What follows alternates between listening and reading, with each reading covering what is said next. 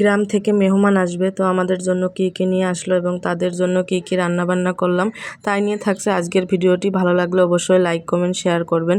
Hello everyone, আসসালামু আলাইকুম।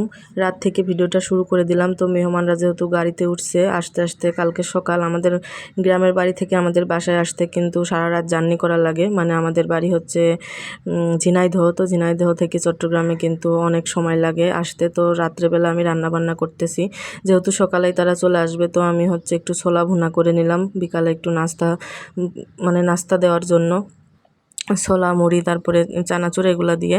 তো আর এখানে হচ্ছে আমি বড় মাছ রান্না করব, পুঁই ডাঁটা বা পুঁই শাক আর হচ্ছে আলু দিয়ে। তো এখানে হচ্ছে আমি মাছগুলো আগে ভেজে নিয়েছি, তো তারপরে এই তো পুঁই শাকটা রান্না করে নিলাম। আর এই তো পুঁই শাকটা রান্না হয়ে গেছে। আর হচ্ছে ডালটা এখন বেটে রাখবো, সকালে গরম গরম ডালের বড়া বানিয়ে দেবো যখন আসবে তখন। এই তো এখানে ডাল রান্না করে নিয়েছি। ডাল কিন্তু আমাদের পরিবারের সবাই খুবই পছন্দ করে, মেহমানরাও, তো এই জন্য ডালটাও রান্না করে নিলাম। এখন এই তো মাছের তরকারি আর হচ্ছে ডাল রান্না করে রাখলাম, সকালে শুধু ডালের বড়াটা ভেজে দিব, এখন বেটে রাখছি। আর এই তো এখানে দুপুরের একটু তরকারি ছিল। তো এই ছিল রাতের রান্না বান্না। তো এই তো মেহমানরা চলে আসছে, তো গ্রাম থেকে অনেক সবজি, আম, মিষ্টি, তারপরে হচ্ছে গুড়, অনেক কিছু নিয়ে আসছে আর কি। তো এই তো এখানে সবজিগুলো আছে। আর এই তো আমি মিষ্টি খেয়ে নিচ্ছি, তারপর ফ্রিজে রেখে দিব, রেখে দিয়ে সব কিছু গোছগাছ করে রাখবো, সবজিগুলো কেটে তারপরে ফ্রিজে রাখবো। এই তো এখানে ডাটাগুলো কেটে নিলাম, আর এই পুঁই শাকগুলো কেটে রাখলাম। আর এই তো আমার ছেলে ঘুম থেকে উঠে পড়ছে। তো গ্রাম থেকে কিন্তু অনেকগুলো আম দিয়েছে, এই তো আমগুলো আমার শাশুড়ি গাছ থেকে পেড়ে দিয়েছে। তারপরে তো এগুলা সব কিছু এখন পরিষ্কার করে রেখে দিব, আর আমগুলো আমি কেটে ফ্রিজের ডিপে রেখে দিব।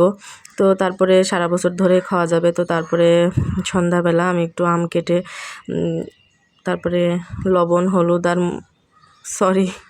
লবণ, মরিচের গুঁড়া আর হচ্ছে একটু ধনিয়া গুঁড়া দিয়ে মেখে নিছি। তো এটা এখন একটু খাবো, আর কাঁচা আম খেতে আমি খুবই পছন্দ করি।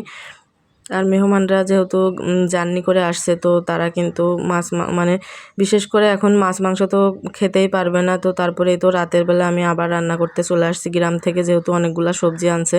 তো এখন সবজিগুলো রান্না না করলে কিন্তু নষ্ট হয়ে যাবে, আর এতগুলা সবজি ফ্রিজে রাখাও যাবে না।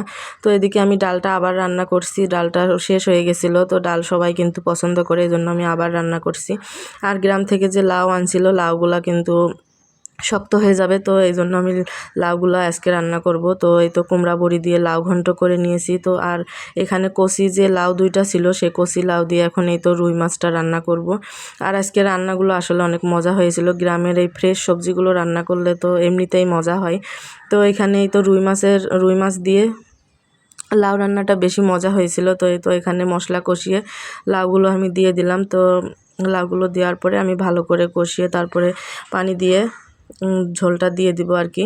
তো এই তো এখানে লাউটা সেদ্ধ হয়ে গেছে, আর মেহমানরা থাকবে কিছুদিন, আসলে প্রচুর ব্যস্ত ছিলাম, এই জন্য কোনো ভিডিও কিন্তু মেহমানরা যে কয়দিন ছিল করা হয় নাই। তো প্রথম যেদিন আসছে সেদিনই একটু ভিডিও করছিলাম, তো সেই ভিডিওটাই আজকে ছাড়লাম। তো এই তো এখানে ঝোল রান্নাটা হয়ে গেছে। তো এখন কিন্তু 3 বেলায় রান্না করি আর কি, সকালে রান্না করি, মানে সকালে নাস্তা বানাই, আর দুপুরে এই তো রান্নাবান্না, আবার রাতের বেলায় রান্নাবান্না করি। তো এই তো এদিকে রান্না হয়ে গেছে। তো আজকে এই তো ছিল কুমড়ার বড়ি দিয়ে লাউ ঘন্ট, রুই মাছ দিয়ে লাউ ঝোল আর হচ্ছে ডাল। তো ভিডিওটা কেমন লাগলো অবশ্যই জানাবেন। আল্লাহ হাফেজ।